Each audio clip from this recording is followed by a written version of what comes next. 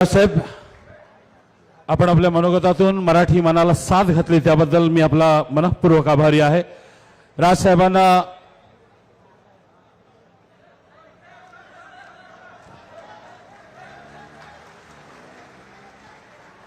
शेतकरी कामगार पक्ष, शिवसेना, महाराष्ट्र नवनिर्माण सेना आणि राष्ट्रवादी काँग्रेस पक्षाचे सारे पदाधिकारी मनानं सुद्धा एक आहे याचं द्योतक या ठिकाणी आपल्याला बघायला मिळालेलं आहे। मी पुन्हा एकदा राजसाहेबांचे अगदी अंतःकरणपूर्वक आभार मानतो।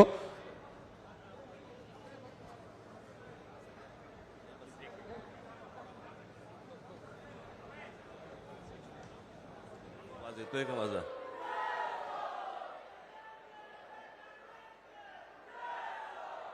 माझा आवाज येतोय सगळ्यांना?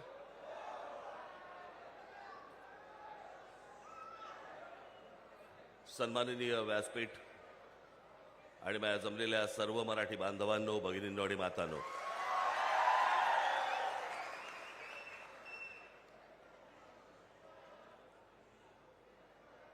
गेले 2 दिवस जरा थोडीशी तब्येत नरम आहे।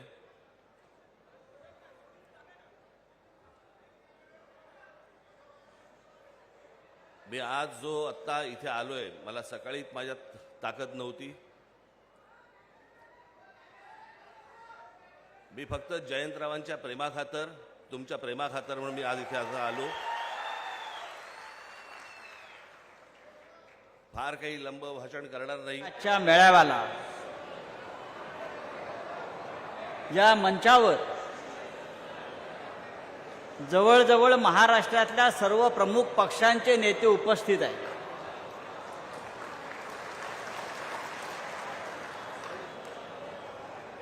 शशिकांतजी शिंदे साहेब आहेत, मनसे प्रमुख येऊन गेले, शिवसेना आहे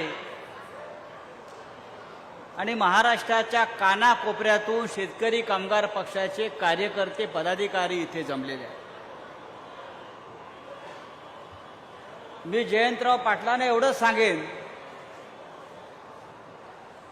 आम्ही सगळे इथे आलेलो आहोत ही शेका पक्षाची पुण्याई आणि या महाराष्ट्राच्या मातीत गेल्या 78 वर्षापासून शेतकरी, कष्टकरी यांच्या संदर्भात पक्षानं घेतलेल्या तुमच्या भूमिका आणि संघर्ष, 2 पक्ष या महाराष्ट्रामध्ये आहेत, 2 पक्ष, एक शेतकरी कामगार पक्ष आणि शिवसेना। त्यांना संघर्ष केल्याशिवाय काही मिळालंच नाही। आमच्या वाट्याला सतत संघर्ष। असं वाटतं आता कुठे बरेच दिवस येत आहेत की कोणीतरी मध्ये येतं आणि तुकडे करून जातं। त्या मानानं शरद पवार साहेबांचा पक्ष आमच्या हा तसा पहिल्यापासून इतके मोठे नेते महाराष्ट्राच्या कानाकोपऱ्यात, जिल्ह्यामध्ये असे मोठे मोठे नेते तुम्हाला लाभले आणि तुम्ही टिकून राहिलात। शेतकरी कामगार पक्ष आणि शिवसेनेचा असा आहे की आमचे कार्यकर्ते पहिल्यापासून फाटके आणि ह्या दोन्ही पक्षानं महाराष्ट्राच्या मराठी माणसाच्या, भूमिपुत्राच्या प्रश्नावर सातत्यानं लढे दिले। हे इथे पाहायला पाहिजे। हे जे फोटो लावलेले आहेत, एकेकाळी हे आमचे हिरो होते सगळे। आम्ही ज्या अनेक गोष्टी राजकारणामध्ये, समाजकारणामध्ये आम्ही शिकलो, त्याच्यामध्ये हे सगळे शेका पक्षानं निर्माण केलेलं हे नेतृत्व, आधी केशवराव धोंडग्यांपासून उद्धवराव पाटील असतील, आमच्या अलिबागचे दत्ता पाटील, प्रभाकर पाटील, सगळे भाऊसाहेब राऊत, ही नावं घ्या तुम्ही। एकेकाळी या महाराष्ट्राचं नेतृत्व जे आहे ते ह्या लोकांनी केलेलं नेतृत्व आहे। हा शेतकरी कामगार पक्ष आहे। महाराष्ट्राला उत्तम अर्थमंत्री कोणी दिला असेल यशवंतराव मोहित्यांच्या रूपानं, हे सुद्धा शेका पक्षाची देणगी। हे मी आपल्याला तरुण पिढीला यासाठी सांगतो आहे, आज या राज्यामध्ये शेतकरी आणि कामगार हे दोघेही संकट आहेत. हा महाराष्ट्र गौतम अडाणीनं निर्माण नाही केला. हा महाराष्ट्र अंबानीनं निर्माण नाही केला. हा महाराष्ट्र देवेंद्र फडणवीस यांच्या पूर्वजांनी निर्माण नाही केला. मुंबईसह महाराष्ट्र जो स्थापन झाला तो फक्त गिरणी कामगार, शेतकरी, कष्टकरी आणि त्यात हा लाल बावटा सगळ्यात पुढे होता.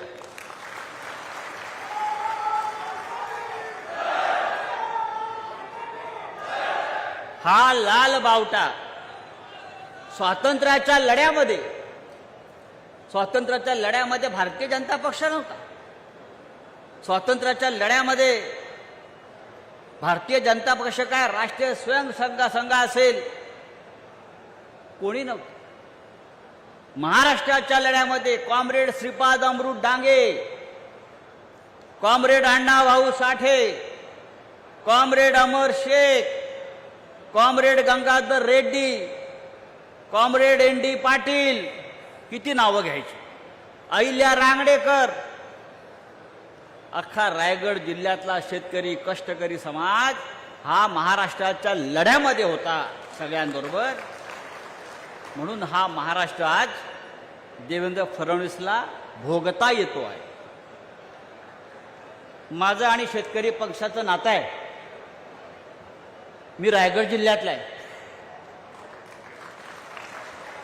ज्या जिल्ह्यामध्ये हा पक्ष सर्वाधिक रुजला त्या जिल्ह्यामध्ये माझा जन्म झाला. त्या तालुक्यामध्ये माझं शिक्षण झालं. अजूनही मी त्या गावाला जातो आणि त्या माझ्या जन्मापासून मी पाहतोय तिथे शेतकरी कामगार पक्ष, त्यांचे कार्यकर्ते आणि आता चित्रलेखापर्यंत मी नेहमी सगळ्यांची माहिती घेत असतो की तालुक्यामध्ये शेतकरी कामगार पक्षाचं काय चाललंय. तेव्हा मित्रांनो,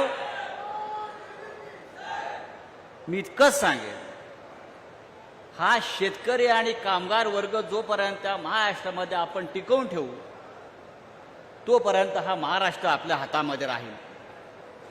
आणि आजच्या सरकारला तेच नको आहे. आपण लढणारे आहोत. शेतकरी लढतो, कामगार लढतो, तो जीवाची पर्वा करत नाही, तो स्वाभिमानी आहे. पण आज गेल्या 5 महिन्यामध्ये या महाराष्ट्रामध्ये 550 शेतकऱ्यांनी आत्महत्या केल्या. काय करतोय आपण? काय करतो हे शेतकऱ्यांसाठी, कष्टकऱ्यांसाठी आम्ही आवाज उठवतोय, बोलतोय. विधानसभेत, लोकसभेत, राज्यसभेत आमचा आवाज बंद करण्याचा प्रयत्न होतो. आता तर तुम्ही हातामध्ये लाल बावटा घेतलात. मगाशी राज ठाकरे साहेबांनी सांगितलं, लाल बावटा घेतला की तुम्हाला नक्षलवादी ठरवून तुरुंगात टाकलं जाईल, अशा प्रकारचा कायदा आणला. तुम्ही सरकारच्या विरुद्ध बोललात की तुम्हाला नक्षलवादी ठरवून तुरुंगात टाकलं जाईल.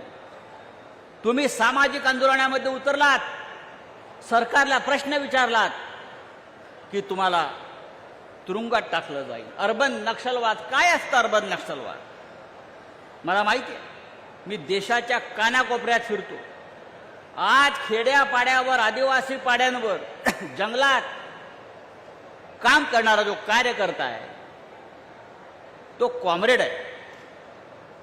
तो हातात लाल बावटा घेऊन काम करतो. मी झारखंड, छत्तीसगड सगळ्या जंगलात जाऊन पाहत असतो. मी त्यांना तुम्ही अर्बन नक्षली ठरवून तुरुंगात टाकणार. उद्या शेतकरी कामगार पक्षाच्या कार्यकर्त्यावर सुद्धा ही वेळ येऊ शकते. तुम्ही कष्टकऱ्यांचे प्रश्न उचलता म्हणजे तुम्ही देशद्रोही आहात. तुम्ही कामगारांचे प्रश्न उचलताय, तुम्ही राष्ट्रद्रोही आहात. पण नरेंद्र मोदी हा राष्ट्रद्रोही नाही. देश विकला अंबानीला. लाडक्या उद्योगपतींना अख्खी मुंबई विकली आणि हे लोण आता नवी मुंबई, तिसरी मुंबईपर्यंत आलेलं आहे. आपल्याला सावध राहिलं पाहिजे. आपल्यातला लढण्याचा जो बाणा आहे तो आपल्याला संपवता कामा नये. या महाराष्ट्राचं राजकारण मराठी माणसाच्या हातातच राहिलं पाहिजे. यासाठी आपण आता एकत्र आलं पाहिजे. राज ठाकरे, उद्धव ठाकरे एकत्र आले. अख्ख्या महाराष्ट्राला त्याचा आनंद झाला. पण फक्त राज ठाकरे उद्धव ठाकरे एकत्र येऊन चालणार नाही. त्यांच्याबरोबर सगळ्या या संघटना मराठी माणसासाठी कष्टकऱ्यांसाठी काम करणाऱ्या एकत्र आल्या पाहिजेत. तर या महाराष्ट्रावर मराठी माणसाचा अधिकार आणि हक्क राहील. अनेक प्रश्न या महाराष्ट्रामध्ये आहेत. शेतकरी कामगार पक्षाला निवडणुकीमध्ये यश मिळालं नाही. शिवसेनेला यश मोठ्या प्रमाणात मिळालं नाही. राष्ट्रवादी काँग्रेस पक्षाला शरद पवारांसारखा नेता असताना यश मिळालं नाही. त्यामागची कारणं वेगळी आहेत.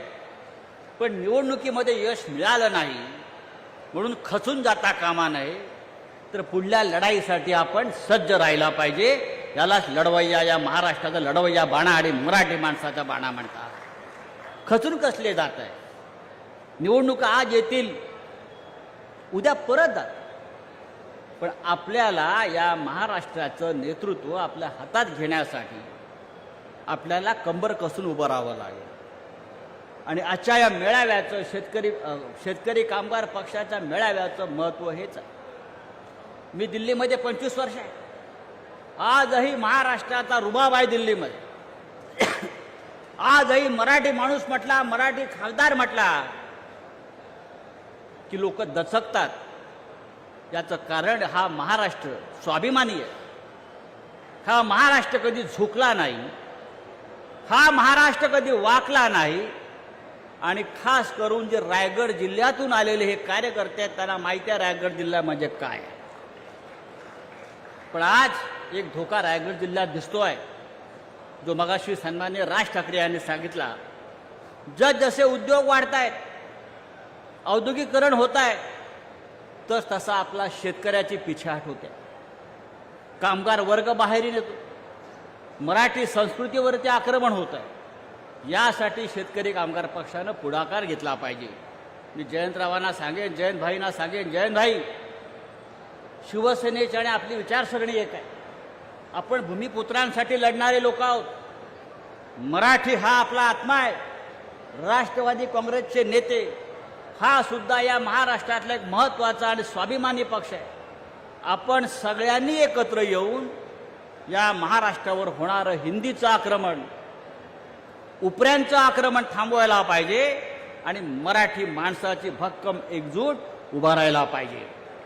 आणि आम्ही सगळे एका नात्यानं आपल्याबरोबर जोडलेलो आहोत. आणि हे नातं असंच राहील. महाराष्ट्र राहिला तर महाराष्ट्र धर्म राहील, मराठी माणूस राहील. आणि महाराष्ट्र मेला तर राष्ट्र मरेल, हे सेनापती बापट यांनी सांगितलेलं आहे. मला त्याची या क्षणी आठवण होत आहे. आजच्या दिवशी आपण मोठ्या संख्येनं जमलेला आहात. महाराष्ट्रातून आलेला आहात, कानाकोपऱ्यातून आलेला आहात. हे राज्य छत्रपती शिवाजी महाराजांचं आहे, शाहू फुले आंबेडकरांचं आहे. याचं भान आपण ठेवलं पाहिजे. आणि आपल्या या राज्यामध्ये जातीय धर्मांध शक्तींना कोणत्याही प्रकारचा थारा न देता हे राज्य मजबूतीनं पुढे नेलं पाहिजे. इतक्याच मी आजच्या दिवशी शुभेच्छा देतो. आणि या कार्यामध्ये शेतकरी कामगार पक्षाला उदंड यश मिळो, त्यांच्या नेत्यांना यश मिळो अशा शुभेच्छा देतो आणि तूर्त आपली रजा घेतो. जय हिंद, जय महाराष्ट्र. धन्यवाद राऊत साहेब. यानंतर महाराष्ट्र राष्ट्रवादी काँग्रेस पक्षाचे महाराष्ट्र प्रदेशाध्यक्ष आदरणीय शशिकांत शिंदे साहेब यांना माझी विनंती आहे की आपण आपल्या भावना व्यक्त कराव्यात. जोरदार टाळ्यांनी स्वागत करूया शशिकांत शिंदे साहेबांचं.